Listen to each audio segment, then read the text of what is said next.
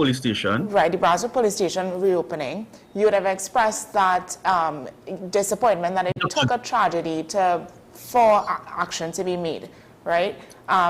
So my question is, what does that tell you about the responsiveness of and the state of public safety in these rural communities? Yeah. So when this station was being touted to be closed, there was a meeting amongst then I believe Commissioner of Police, the DCPs, the ACPs within the district, and myself, my colleague MP at the time, MP Haynes, together with all the councillors in the corporation, attended that meeting. It was held at the Brazo Community Center.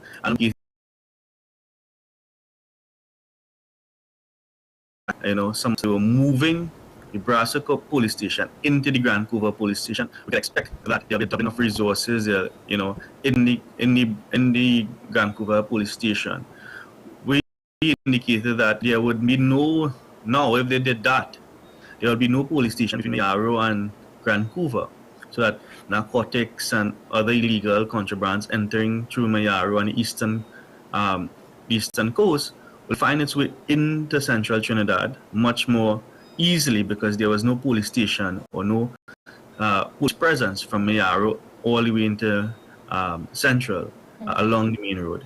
We also indicated that the time to traverse, if a report is made in Brazo and or in Grand Couva, well, not Grand Couva, the other outside parts of Grand Couva, that it will take the police almost an hour and a half to arrive on the location. And that is some of the fears of the constituents at that time that we highlighted to the Minister of National Security through the Commissioner of Police and other things, together with the fact that the Brazo police station has been, was built to accommodate,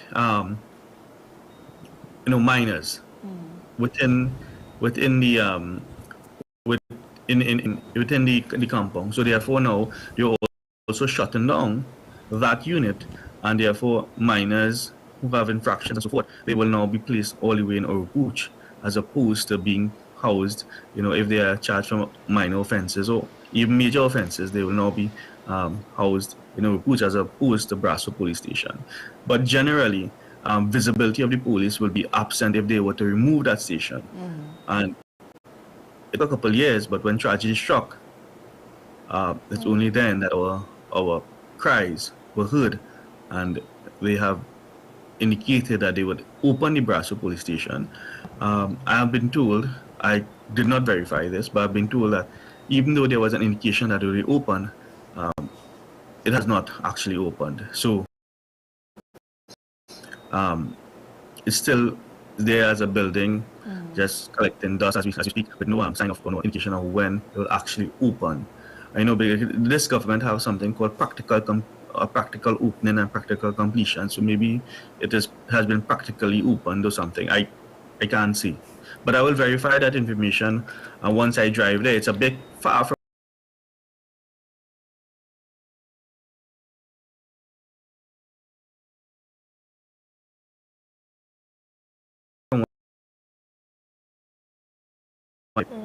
to reach that location to the Grand Couva area. Do you think that that initiative to reopen the station, despite it not potentially being fully open yet, that was just damage control, or do you think it signals a shift in how national security decisions are made in the country? Well, certainly it's not a shift of how decisions are made, because we have had a state of emergency in this country. I believe it ends in a couple of days' time. No one can say what was the benefit of the state of emergency. Murders and mayhem continue almost on a daily basis in Trinidad and Tobago. CCTV cameras have not been working for a number of years, something that both, my colleague MPs at the time, Saddam Hussein, Rudal Munilal and others, have raised continuously in the parliament. And we have not seen any significant repairs to CCTV cameras and so forth. So it's just generally not a shift. I would say just it means some form of damage control because there was severe unrest, I would say, in that particular area, and it was done to really appease them so that they can say there's a reopening of the station, when in fact there was no plans to reopen the station. Yeah. You said your loyalty to the UNC remains strong despite this decision to have a new candidate for Caroni Central. So with that, how do you personally, do you plan to work closely with Dr. Lee if he is elected as MP? In terms of if you have any, if you had any unfinished plans or ideas, do you plan to work with him in the next 5 years? Oh, definitely. As indicated, Dr. Lee is my personal friend for almost 12 years. Someone who in the House when I served as MP. He has appointed me as his champion, and that should speak volume to our closeness and our relationship. And I'm sure one of the persons he will listen to in terms of to be undertaken in the constituency. So I tell the constituency, I'm still a part of their lives through our new representative who will be elected on April 28th. Yeah, and what are some of the unfinished business you have with the constituency? I know the water crisis is one. Yeah, definitely. There are some major bridge repairs to be done in the constituency, and there are some road infrastructure, something that this constituency is in dire need of, upgrades and repairs. It will maybe impossible to do all within any short space of time, but at least the major roads and the major tributaries, if those can be repaired, it will bring a lot of smiles to the constituents of Caroni Central. Yeah. Car parts are not cheap, and repair wear and tear on vehicles is something that the constituents have had to endure for quite a while. Yeah. So I want to look at the bigger picture now. In terms of the UNC, several UNC MPs have been replaced this election cycle, and that includes yourself, Ravi Rathiram, Rujanath Dasing, so on. Do you think that this signals a renewal in the party or an internal political shift of some sort? Definitely not. As I said before, we believe in the vision of the United National Congress. I know I can speak to myself and my colleagues. We believe in the vision of the United National Congress in terms of what it stands for: equality, justice for all. And we also believe in our political leader, the Honorable Kamala Prasad-Visesa. And together with the screening committee, decided on how the party is going to, approach this general elections. And we would abide by that because, we are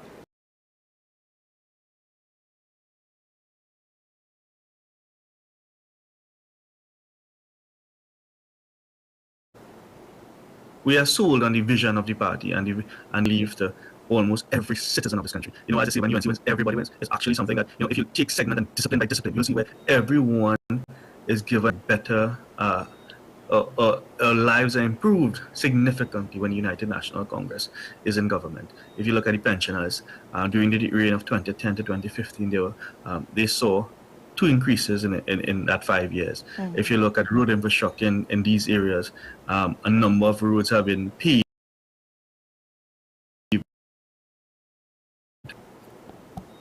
in the constituency.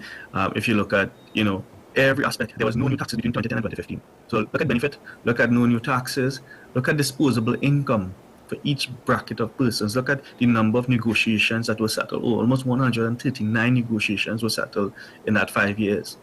Look at the percentages that were given as opposed to reflect inflation and cost of living allowance and the cost of living at that time. Sorry. So I mean that is much of the UNC and something I believe in wholeheartedly, that your lives are enriched when the UNC is at the helm of government, So there's no bitterness from my side. There's actually full support for the political leader, full support for my friend Dr. David Lee as he embark upon this journey towards the election in 13 days' time. All right. And what do you make of your opposition leader's comments that she has purged the party, and then seeing as you did not get recalled to become member of the constituency? What do you make of those comments? I don't make anything because it does not fall in my garden. I do not consider myself to be purged from the UNC. I'm very much a part of the UNC. I sit on the national executive as elections officer. So to say that, and we had an election just last year, June 13th or so, and I'm still a part of that executive. I have 1 year, maybe 15, 16 months still left in that tenure. So I'm still a part of the UNC. I wouldn't consider that that is any that I've been purged from the UNC. I think, and Ms. Bisessa still is in contact with me. We have discussions. So I'm very much a part of the UNC, and I feel very much a part of the UNC, and how we shape and build this nation. What do you have any plans to more or less remain a frontline politician, or what's next for Arnold Ram when it comes to politics, UNC, Trinidad and Tobago? Yeah, well, I still serve as the elections officer of the party, and I will continue to do so. I may, at that time in the future, I don't know what the future holds, but I may offer myself again internally. I will definitely offer myself for screening in the next 5 years. So, and I will continue to, serve whatever capacity I am called upon to serve in Trinidad and Tobago from my leader and my party. I will diligently do so, seeing that, we are almost at the doorsteps of government. And in any capacity I'm called upon to serve, I will do so. During the last tenure of the UNC, I served as a director of Petrotrin, something I, enjoyed considerably in terms of, decision making, corporate governance. So I have much more experience, I would say now, than I was then. I actually only became an attorney in 2018. I was called to the bar. So I have a lot more experience now, having served during that tenure of the last UNC administration. And generally, I'm still consider myself relatively young. So I still have a long way in Trinidad and Tobago in terms of before, I hang my hat up. I understand that, and I like your commitment to service. And I know we're keeping you a bit long, but I wanted to ask, when it comes to the general UNC, the perception of the party, what's happening now with the integration of Philip Alexander and I think the police officer? Do you think there's a good look on the party? Because a lot of people have given their opinions, and it was a little bit negative, the reception of those persons. Well, I'll tell you something, right? When you're into politics, there is a section who will be cheering you, and there's a section that mean not like you. For every person, I cannot recall, or I cannot point to any person that everybody loves, right? And the addition of those persons to the UNC is really because the UNC and Kamala Persad-Bissessa in particular has always been a party of inclusion. We try to incorporate all fractions and or sections of the community within the UNC so that their views and their are taken into consideration. So when these different coalition of interests, and that is what it is, a coalition of interests comes together, is for the betterment of Trinidad and Tobago. I always, and something I've learned is that when there's a group of people with diverse interests coming together, better decisions are made. And that is what it boils down to. Better decisions being made for this country. I can tell you, for example, and I just use just as a very example. If a group of persons with one interest comes together and they want to do something, they want to, they think that this is what is best for Trinidad and Tobago, and other groups are excluded, there's a tendency that things that are very basic could lead to, or you think is very basic, could lead to decisions that are done in, or seem to be done in poor taste. For example, I remember one time there was a group of us making decisions as to when a particular project should be done, and because there was not diverse views, this was my time in the village council in which I served once. We were actually going to have an event on a day that was a holy day for another group. And that is an example of when the persons of only one interest serving on a group, that decisions can be made that will impact other groups and seem as a slap in the face or as an insult to the other group. So therefore, that is the point I want to make, and to bring to you and your viewers, that when you have diverse opinions and views in one room talking and making decisions, the best decision is arrived at. Just that you appreciate the perspective in terms of the example I gave. Do you think that the purge was to allow for these people to come into the party? And I mean, in your opinion, is Philip Alexander necessary to help you all win? Something I cannot speak to, so I would not venture there in terms of I mean, this is the second time the issue of purge has arrived, but it's something, it doesn't fall in my garden, so I am not offended in any way in terms of the party being purged. But there's certain things that I cannot speak to, and I cannot speak. That is one thing that I cannot speak to in terms of what was said in terms of. So as we come to an end, what words would you say you have for your successor? And so not just for your successor, but also I want you to just kind of speak to the residents who may feel disappointed that you're not coming back, returning. The words of my successor would be that listen before you lead, and listen before you lead, because the constituencies or the constituents know what affects them most.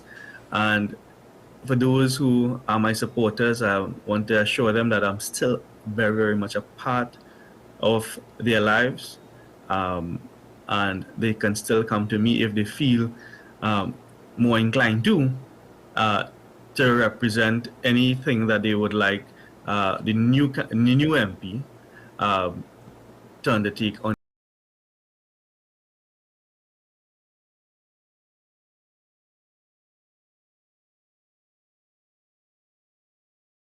their behalf.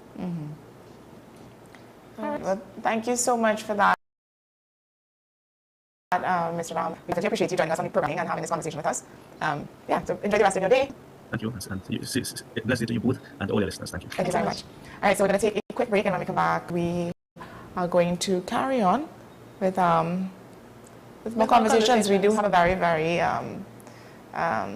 exciting interview coming up at 7. So stay tuned for that. Stay with us. We'll be right back.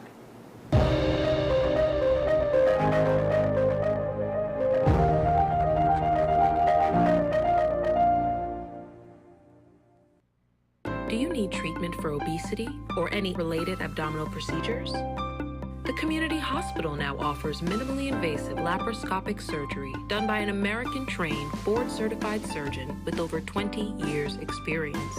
Give us a call at 235-5479 for more information. The Community Hospital of Seventh-day Adventist, where good private health care is affordable. Hey! FanZone, your reliable, authentic supplier, has just gotten better. You can now visit our website www.fanzonett.com for your authentic wear and collectibles. The only place where you can use both your Visa debit and credit cards. Visit our website fanzonett.com to make your purchase today. Every word, every line, every paragraph depicts a real moment in someone's life. A father, a sister, a mother, a brother.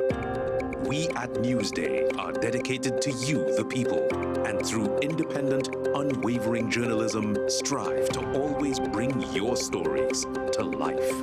Because your stories are more than just words. Newsday, independent and credible. Take some time for yourself or spend some time with the family at Sandy Point Village Hotel. Enjoy our various studio and suite apartments, self-contained with their own kitchenettes and Wi-Fi. We also have our famous 100-foot swimming pool and our beachfront restaurant, the Steak and Lobster Grill. And our location in Crown Point puts us near the center of activity from the nylon pool to the local nightlife. Call us and make your reservations at 639-8533, 389-2378, or email us at sandypointvillagehotel@gmail.com. Our award-winning show is back, and this season promises to be even more exciting than before. What's Up, Doc isn't just the title, it's a call to action for anyone who wants to improve their health and well-being. Join us on this thrilling ride towards better health on WESN Content Capital.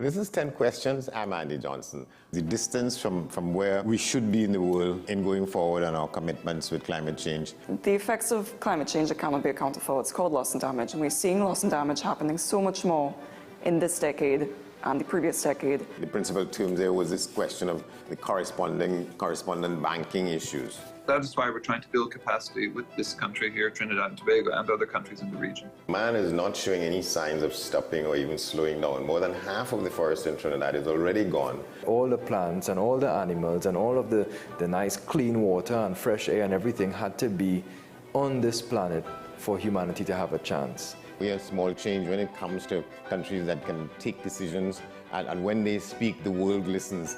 The General Assembly is a very democratic forum. And Trinidad and Tobago has the same vote as Canada, in spite of the obvious difference in size.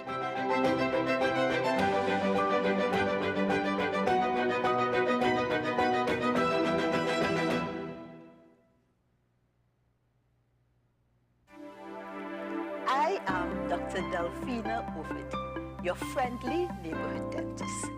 At Community Hospital Dental Clinic, we offer examinations which include x-rays, basic oral cancer screening, and a treatment plan. We also offer cleanings, fillings, extractions, root canal treatment, and complete and partial dentures. Remember, you don't have to brush and floss all your teeth, just the ones you want to keep. Give us a call at 235-5479. The Community Hospital of Seventh-day Adventist, where good private health care is affordable. Take some time for yourself or spend some time with the family at Sandy Point Village Hotel. Enjoy our various studio and suite apartments, self-contained with their own kitchenettes and Wi-Fi. We also have our famous 100-foot swimming pool and our beachfront restaurant, the Steak and Lobster Grill. And our location in Crown Point puts us near the center of activity from the nylon pool to the local nightlife. Call us and make your reservations at 639-8533, 389-2378, or email us at sandypointvillagehotel@gmail.com. SM Group International Limited, your solutions partner for the latest innovations, brands, and competent staff to meet your needs. We provide products and services in the following divisions: executive services, event rental and services, power and heavy equipment, construction and property management, food and beverage, aggregate and sales and distribution. Check out more on our products and services at www.smgrouptt.com. Contact us at 221-7445 or email at info@smgrouptt.com. We are SM Group International, your solutions partner.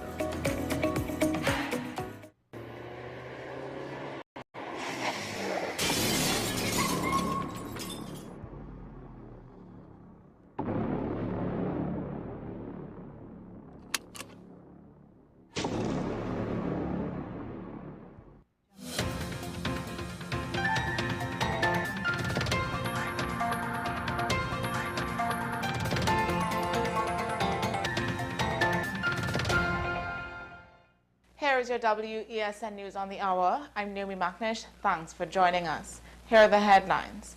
Analyst urges respect in election campaigns.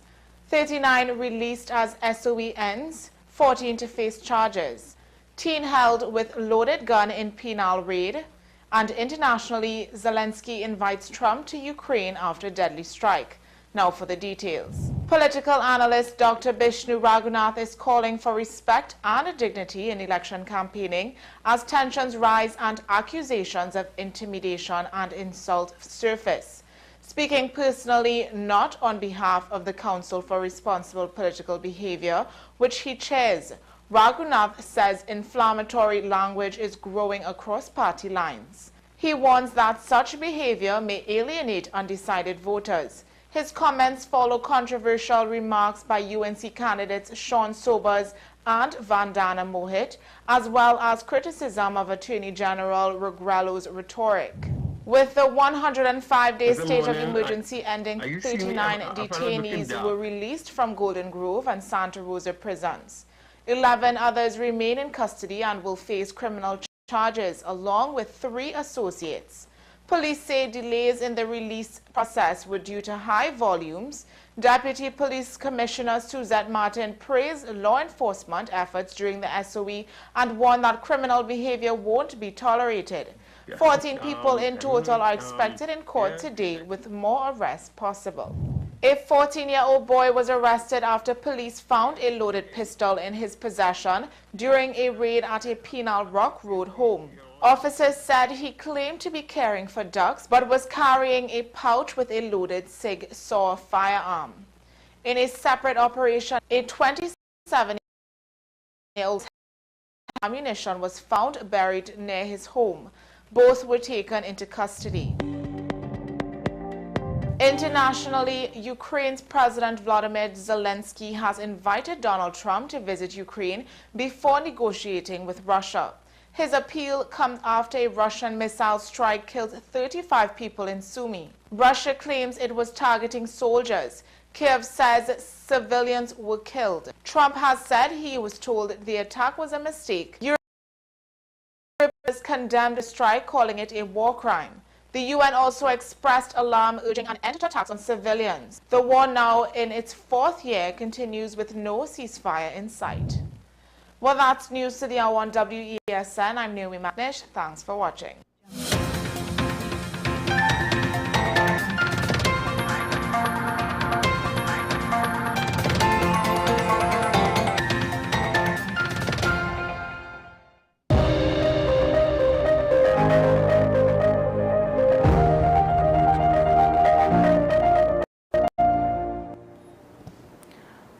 Welcome back to the program this morning. So today we I have the privilege of speaking with Deputy Commissioner of Police Junior Benjamin, the operational lead during Trinidad and Tobago's recent state of emergency. Under his leadership, the Trinidad and Tobago Police Service executed nearly 2,000 operations, resulting in over 1,500 arrests, the seizure of 73 firearms, and a notable 59% reduction in violent crimes within the first month of the SOE. While these figures suggest significant progress, questions remain about the long-term impact of the SOE, the strategies employed, and the broader implications of civil liberties and community relations. DCP Benjamin joins us to provide insights into these critical issues. Good morning, Commissioner Benjamin, and welcome to the program. A pleasant morning to you. Thank you. And to all your listeners. Thank you.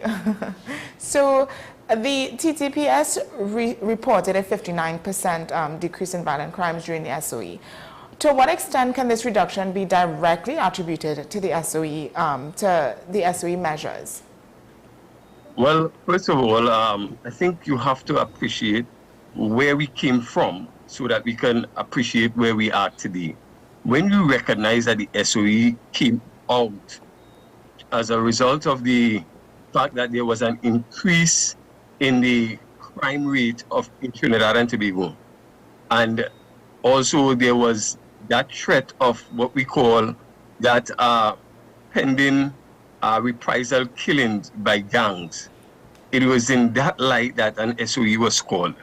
When we look at ourselves today, we've seen a reduction in those two phenomena. One, when we look at our crime rate at the end of the SOE, we had 112 murders, when around the same time last year we had 160 murders, and in 2023 166 murders. Certainly there was a reduction to about 30 to 32% in relation to murders. We had 48 murders less, and that in itself is really no easy feat for any organization, and therefore the TTPS attributes that to one, the SOE, and two, the hard work of the law enforcement agencies, which include the police service and all the other Ministry of National Security agencies that came along and worked together to ensure safety and security in Trinidad and Tobago. And last but not least, when we look at the whole idea of reprisal killings, we recognize that there was a considerable decrease in that as well. So therefore, when we put those things together, we must say that the SOE was a success. Mm-hmm. Let's look at operational strategies and outcomes. So, with over 1,900 operations conducted, what criteria were used to identify and target priority offenders? Well, first and foremost, let me, if you don't mind, correct that, right? Sure. We had well over 5,100 operations during the period. Okay. And and that being said, it shows that the priority offenders were targeted, understanding that there was intelligence gathering of all the agencies where we had persons who were deemed to be priority offenders. We looked at persons who were gang leaders and also those who were involved in the drug trade. Those persons, we did specific intelligence to gather and what I call, we call it, I think, priority offenders mining, when we seek to gather the information as to the associate, especially gang mining, where we look at the associate, we look at the officers themselves and their relations to persons where they had experience with these individuals who were involved in gangs. And also we were able to target them from their criminal records as well as repeat offenders. So we had a list of persons that we targeted specifically, and we continue to target them even now after the SOE. Beyond the seizure of firearms and drugs, were there efforts to dismantle the networks that were facilitating these illegal activities? Yes, there were operations geared towards not just dismantling, but more so disrupting. The dismantling part has always been a challenge and will always be a challenge. However, we continue to pursue in the idea of dismantling, but it's always dismantling and disrupting the activities. And clearly, we saw that taking place with the efforts of the Trinidad and Tobago Police Service. When we look at the crime situation, even in Port of Spain, there was a tremendous number of homicides in the Port of Spain area in 2024. All right, and when we compare that to 2025, there was nearly 50 to 55% decrease in murders in the Port of Spain area. Why? Because of our decisive action, because of our target operations, we were able to focus on prime or priority offenders and primary areas that we believe were areas where these persons had a stronghold.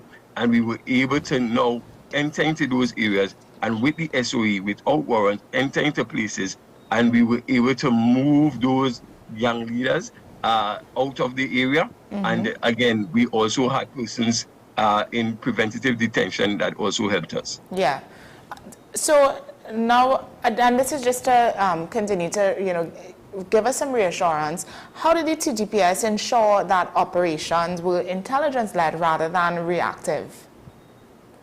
Well, first and foremost, whenever we talk about intelligence-led operations, we are saying that these operations was not done haphazardly.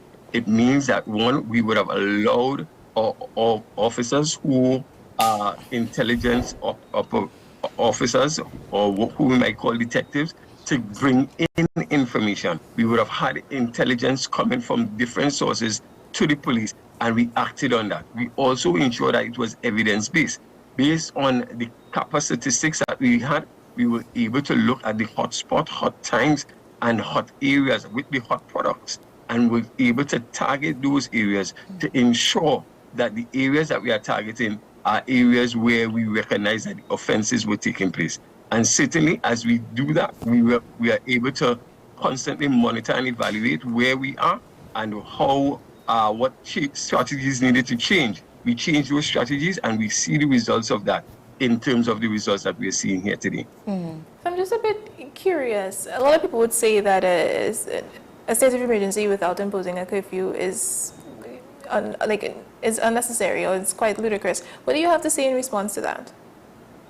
I think that the Trinidad and Tobago Police Service has shown one of the highest level of leadership and decisive operations during the whole SOE, because normally you are absolutely right. And when you talk about an SOE, everybody expects to have a curfew. And what happens is that they will let the curfew speak to the fact that the success is based on the curfew, because you had people locked up. Now the TTPS can boast that, hello, with the freedom of persons having their own freedom, nothing stopped the economic situation within the country. Yet we were able to bring those figures down to just as if there was a curfew. And how do I know? Let's go back to when we had a curfew. We had a curfew in 2020 as well as 2021 when we had the COVID. And still, when we look at those numbers, we were 1.1% in terms of murders around that time. We are at the same rate now. And therefore, it means that we were able to do the same thing as with a curfew. All right, and therefore, the work of the TTPS is nothing short of a job well done, as far as I'm concerned, because the stats is there to prove it. And we are saying that we are not satisfied. We believe that there's much more that needs to be done. So therefore, we are going to continue, and we want to assure Trinidad and Tobago, we are not going to relent. We are going to seek to have more robust operations. We are going to have a more targeted operations that will ensure greater safety and security as we continue to work together with our brother agencies to ensure that Trinidad and Tobago is safe once again. Yeah. I also want to give props to the TTPS during this time for their work. But let's talk about if there were any mechanisms in place for civilians to report misconduct or abuse by officers during this period in time. Yes, and we ensure that we put those systems in place. I spoke directly when I had the DCP, INIO, Intelligence and Investigation, under which that arm falls, to put things in place. I spoke directly to the Complaints Division of the Trinidad and Tobago Police Service, and we ensured that we had a system that any complaints that came during the SOE must be dealt with priority, because we want to ensure that there was not an abuse. We know that there's a tendency to have that abuse, but the Trinidad and Tobago Police Service holds strict at this time, as we had last year as well, that there is a zero tolerance as it relates to police indiscipline and a zero tolerance in relation to police corruption. And therefore, under my watch, I have ensured that any situation where persons make a report must be dealt with decisively, must be dealt with immediately, to ensure that there is some level of fairness in terms of the way that we execute our duties as police officers. Yeah. Have there been any reports that were shared by civilians? There were always reports. There was, I must say, there was not much at all, but there was reports, and I can tell you at this time that those reports, all of them, there was some level of investigation into it. Right. Where we find persons falling short, we dealt with them accordingly. Okay. So crime has been something that our country has been going through for a long time. What do you think prompted the state of emergency at this point in time? Why now? Why not when we were experiencing such highs? Why now? Well, again, I must say, remember the state of emergency started last year. Yes. At the ending of last year. And that is when we recognized that last year was one of the highest murder rates that we have seen in Trinidad and Tobago. And it is in light of that that the government, from the advice given by the then Commissioner of Police, made the decision that we are going to go into a state of emergency. Understand that we're not the first. Jamaica has a long state of emergency. And there are other countries as well. However, our state of emergency was not long at all. And therefore, we were able within that time to deal with the crime situation. And it is our intention to take the lessons learned from that experience and to continue to use it so that we can continue to have a more controlled society, one in which law and order must prevail, and that at the end of the day, the peace of the citizens of Trinidad and Tobago must be one that must never be compromised. Well, no, go ahead.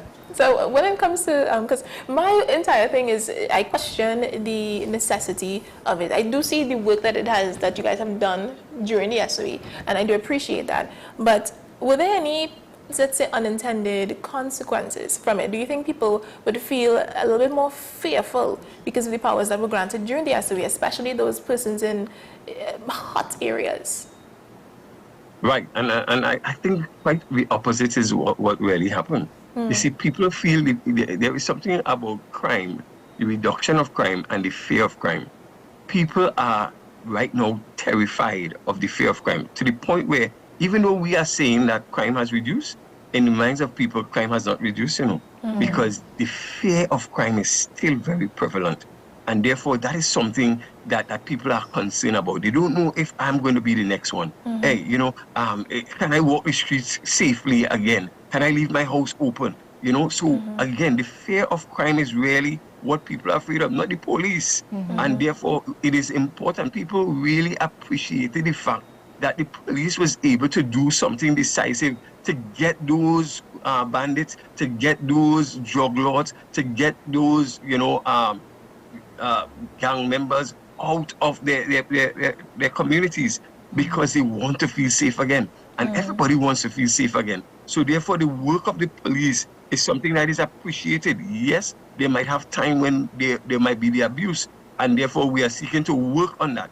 But when we want to reduce the fear of crime, it is about how you treat the people. It is about you providing that presence on the street so persons could feel safe. And we are working on all those things to ensure a greater quality of service for the citizens of Trinidad and Tobago. And at the end, we want persons to feel safe that, hello, you can be protected by the Trinidad and Tobago Police Service because your safety and your security is our priority.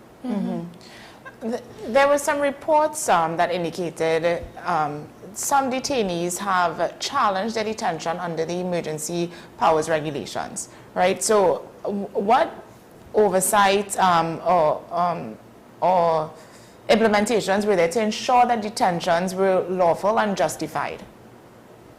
Well, first and foremost, we don't just take anybody and throw them into detention. When you arrest, there was a process, and based on the law, how you go about arresting persons for detention. When those persons who we believe fall under that, those ambits of detention, that either because of their action, we believe that it poses some level of threat to the security of Trinidad and Tobago, those persons, again, we were able to build a case, and that case would have gone to the Minister of National Security, where there was a legal team set up to ensure that, again, those persons fall within those ambits. And therefore, it was only when that happened that the okay was given for them to be in preventative detention. Right. So both the government as well as the TTPS placed certain things in place, because we also had a cadre of what we call lawyers working with us to assist us as well to ensure that those persons meet the threshold that was expected. Understood. So how is the TTPS dealing with these legal challenges? How are they responding to it? Well, we expect legal challenges, and once you start to lock up persons, down to the guilty and all is going to appear, because everybody wants to be free so that they can do their thing. But we are going to stand tall and understand that this is part and parcel of whenever you seek to bring justice and you seek to bring law and order. So we are prepared for that, and because, as I said before, we had lawyers, and I'm not just talking police lawyers, we're talking about civil lawyers that were assigned to us, and these are senior counsels and so forth.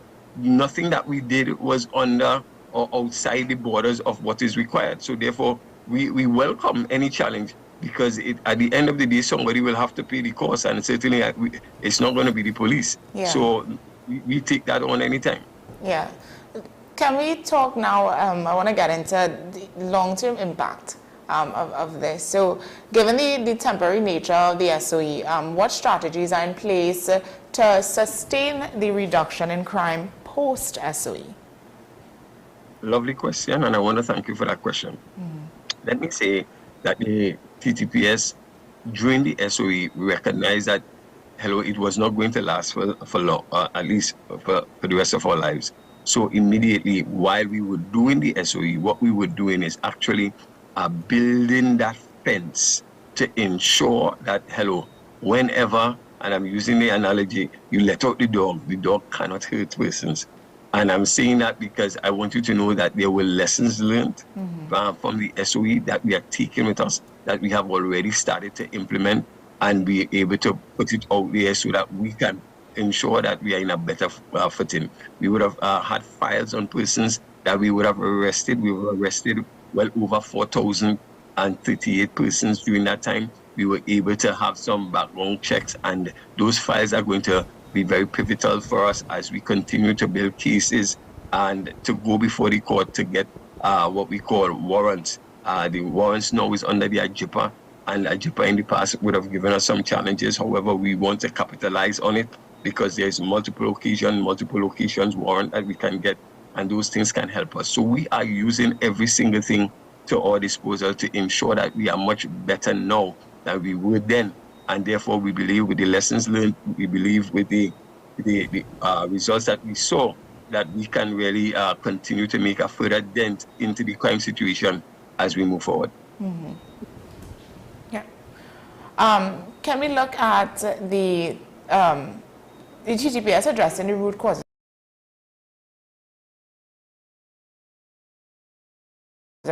of crime? So youth involved in gangs, I think these are some things that we can agree that that you kind of have to find answers to in order to clear up a bigger picture. So these are things that experts like Hannah Benjamin highlighted. So how do you plan, or what are some of the plans that you have to address these root causes moving forward?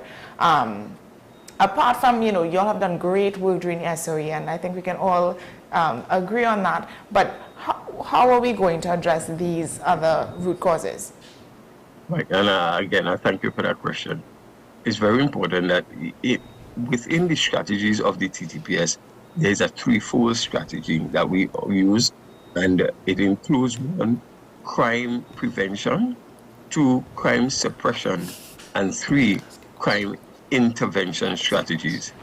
It is in the crime intervention strategies that those things that you speak about is very much on the agenda of the TTPS. We recognize that in order to fight crime, it is good enough to prevent crime by going to schools and having youth clubs and having, or station council meetings. We have our suppression strategies where we look at the hotspot, hot times, and hot products and our priority offenders. But our intervention strategies, this is where we are now going, and we are working with NGOs. We are working with what we call the ERS. And when I call the ERS, there are 3 ERS that I want to talk about. We're talking about community leaders. We're talking about stakeholders and social workers and any other ERS that you could add there that can assist us as we go into the community. We want to bring the business the business associations with us, so that, because the problem, people are going into these gangs because they don't have a job. And we have to ensure that we have jobs for those persons. Nevertheless, we have to also be careful, because sometimes we give those gang leaders jobs and they use the job to fuel the gangs. So that we have to make sure that there is a proper holistic approach as we go into these intervention programs, that we're not fueling it, but what we're trying to do is to really disrupt and dismantle those gangs by giving people an alternative to a better way of life. Acting Commissioner, you would have said before that people there has been a reduction in crime, but people wouldn't feel that reduction. Is there anything that you and your team are doing to change that narrative, to come across as more, to prove to the people that, hey, this is what we're doing, to pacify the people? Certainly, and that is big on my agenda, because, as I said, the fear of crime is about how we treat the people. 1, we have started, we have instituted what we call a response time policy, so that when a call is made, we have different codes. We have a code 1, code 2, code 3, and with those codes, there's a response time to those codes, so that, again, Trinidad and Tobago will see a faster response, more or less, to the crime. Or when you make a report, that you should see that. That is something that we are working on. Let me tell you, Rome was not built in a day, but I'm saying it is there. We have a geofencing mechanism that we are putting in place, so that police will be patrolled on a more regular basis, especially in the hot times.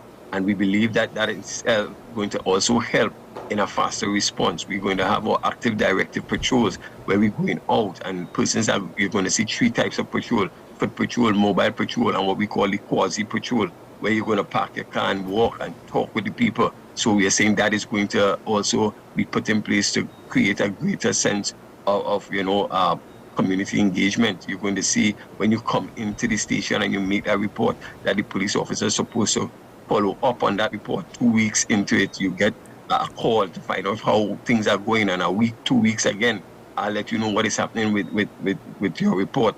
Again, those things are what is going to help us in really bringing about a greater reduction in the fear of crime. Because when you start to treat people as people, people recognize that, hello, no, this is an organization that cares about me. And therefore, if they care about me, people do not care how much you know unless they know how much you care. And therefore, we want to change the the culture, and we want to change the status quo into something that shows a more caring, concern, and a police officer that is more competent to deal with the crime situation. Yes, and I like that initiative.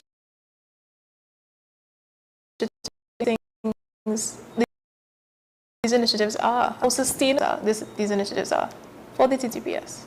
Well, personally, I have a person that if I declare a thing and it shall come to pass. I really believe that God has always been with me from the very beginning of my journey to where I am today. And therefore, I believe that once you can believe it, you can achieve it. It's not going to happen overnight. So I'm not talking about something that will just happen, with the blink of an eye. But certainly, I am saying that it is going to happen because success is small things done correctly, consistently. And therefore, if we continue in that vein, certainly, I believe as the speed of the leader is the speed of the pack. And therefore, once you have a leader that understands that, hello, this is the dream, and he's able to really share that dream with the type of leadership that I see within the police service, I am confident that we are going to see a changing of that culture, even as we continue to do those small things correctly, consistently. I believe Pastor Benjamin just came out there for us. But I wanted to ask it. Can you speak to this at all, the cost to taxpayers for the SOE? And well, again, I can't really speak to the cost, but I can tell you that to me, I don't know if you can put a price on life. But when you understand that we have had 48 murders less, then I think that there is no cost that we could compare to the lives that we have saved. When you think that we have, from all our operations, we have taken 205 firearms off the street in just about three months or so, then I think if those firearms speaks to potential for life that we have saved,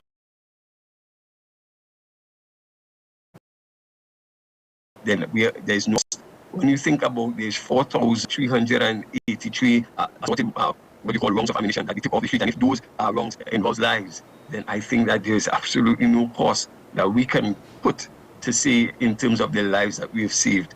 And therefore, I think that Trinidad and Tobago need to start to understand the bigger picture about saving lives. There is no money that a person could pay or even add or cost to talk about one life that has been lost. We are trying to save lives, and we are about saving lives, and we will save the lives of people no matter the cost. What is the, I don't know if you can, well, can you speak on the current state of, with all these arrests, right? Can you speak on the current state of our prisons? Is the facilities sufficient? That's a good question. It's a question really for the prison commissioner. I cannot really speak to that, and I will not want to go where I don't have the authority to speak to that. What I can say is that the prison service has continued to give the police the support during the SOE. We were able to work together to deal with matters both within and without the prison service. And I am confident that with the leadership of the prison service, that they will continue to do the best with what they have, as well as the police service. Again, we will always have limited resources, but with the limited resources, we are learning every single day to do the very best with what we have and maximize it, so that at the end of the day, Trinidad and Tobago still gets the service that they so truly deserve. Yes. Well, thanks so much for trying your best to answer the question. I appreciate that.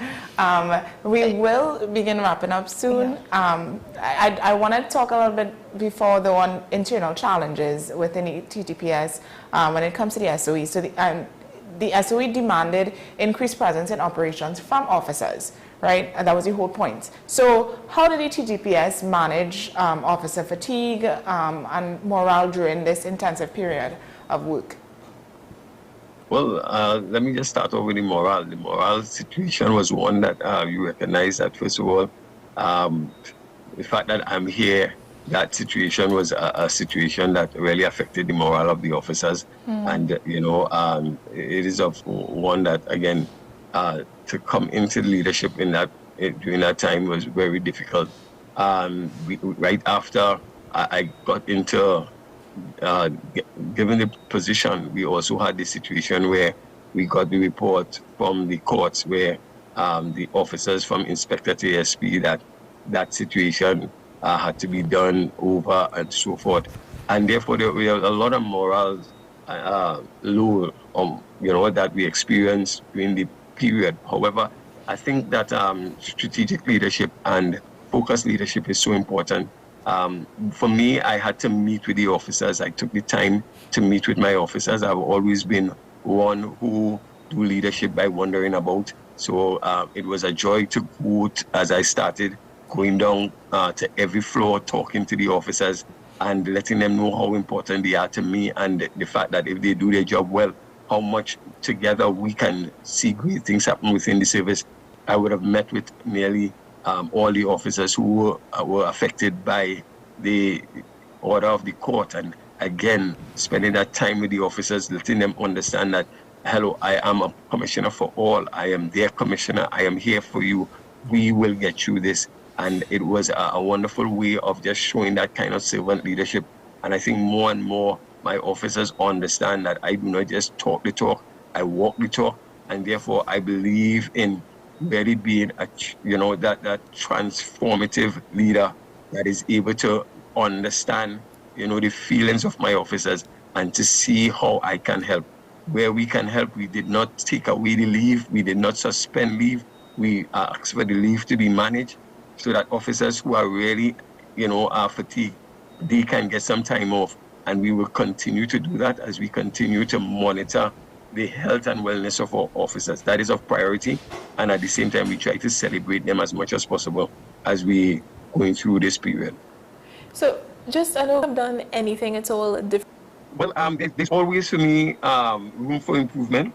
And as we seek to have that room for improvement, I believe that when I look back, probably you would want to ensure you have more vehicles so that we can be out there. We want to ensure the whole idea of body-worn cameras, we want to have more so that persons could feel, more comfortable, the public. There's so many different areas that we can find room for improvement. Mm-hmm. Nevertheless, we are first thankful. I think that we have to end this SOE by saying, thanks to God for seeing us through, and also thanks to the dedication and commitment of the officers and the support from the citizens of Trinidad and Tobago. This would not have been possible without the support and the patience of the law-abiding citizens of Trinidad and Tobago. Mm-hmm. So this was really a holistic approach to ensure success. And again, as we continue to work and to probably be more engaging with the public, we hope to see greater success as we continue to build a society where, again, the whole idea of law and order is very much a priority for all. Mm-hmm. Yeah. So just really quickly, in the last 30 seconds, what message do you have to people of Trinidad and Tobago as in your role, Acting Commissioner of Police? Well, in closing, I just want to let persons know that as the Acting Commissioner of Police, my commitment is to ensure that the Trinidad and Tobago Police Service, we do what we are called to do. One, to ensure that we bring focused leadership, professional policing, and high-quality service. And therefore, under my stewardship, I am going to be doing all that I can do to make that a reality and to ensure that my officers get the necessary tools and equipment so that they can do their job without fear of favor, malice, or ill will. And together, I believe it will be a win-win situation as we seek to ensure that we have a much better and safer Trinidad and Tobago. All right, thank you so much for that. It was a pleasure to have you on. Yes. We hope that you could come back sometime and talk to us a little bit more about what you guys are doing and how you are planning to keep up with the work done during the SOE. Thank you so very much for having me. God bless you all. Same to you. All right, so do have a beautiful day. To our viewers, that of course brings us to the end of our show today. So just to quickly wrap up, we have a little bit of a quote, of course, for you. We do that all of the time here. So the quote for today is, just give me one moment. The quote for today is, "Too often we underestimate the power of a touch, a smile, a kind word, a listening ear, an honest compliment, or the smallest act of caring. all of which have the potential to turn a life around. What are we doing today to turn a life around, Naomi? I mean, it takes one small action to make a big change. So I think anything that you can do, anything that you can find yourself, doing differently, try something new, give somebody a hug, do something kind. Any little thing can make a big change, and we see that a lot in our everyday lives. So and not only does giving to other people make them feel good, but it makes you feel good when you give to other people, even if it's just a little smile, a little dollar to somebody. It's always nice. So of course, as always, you can find us on our YouTube and our Facebook, where you can leave your comments and engage with us. You can leave your suggestions for discussions, guests you would like us to speak with, and so head to WESNCC to engage with us now, and you can be featured on AM Prime. Happy Tuesday to all.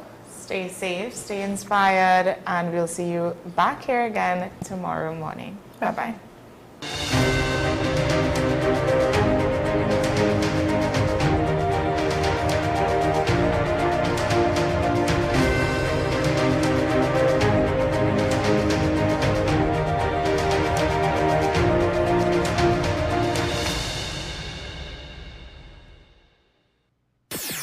WESN.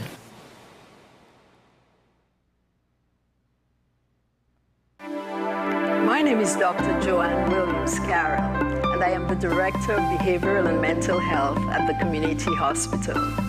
At the Community Hospital, we believe in nurturing mind, body, and soul. Through our counseling and chaplaincy program, we will provide you with support and strength you need to help with your mental and emotional well-being. Give us a call. The Community Hospital of Seventh-day Adventist, where good private health care is affordable.